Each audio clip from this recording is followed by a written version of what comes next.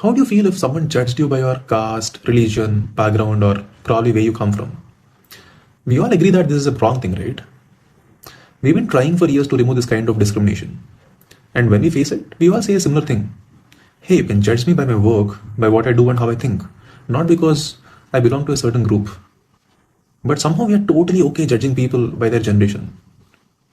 We casually say things like, hey, he's Gen Z, they are not really serious about work, he's a boomer, he won't get what we're talking about. These are casual phrases we use, right? And I'm not pretending I'm innocent here. I made these jokes as well. And I've also felt this personally. Some people think that I'm Gen Z, some people think that I'm a millennial. Apparently now there's a new term called zillennial. The thing is, I'm the same person and I behave the same way. But the way people treat me changes based on how they are looking at me.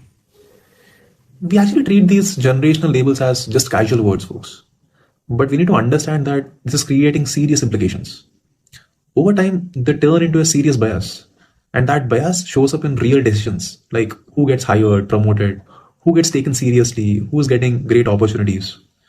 This isn't new at all. At some point, we also said, hey, she's a woman, she can't handle this. He is from a certain background, he won't fit here. The problem was never the label.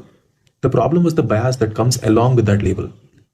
Judging an entire group of people based on a stereotype is the actual problem. And honestly, a lot of Gen Z folks now hate being labeled as Gen Z. Not because they have a problem with the word. They hate what people assume the moment they hear about the label.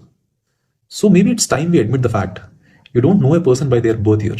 You don't know how they think, how they work, and what they value from their generation they belong to. You only can know a person by what they do and how they think. The problem is, this bias is already a part of our system.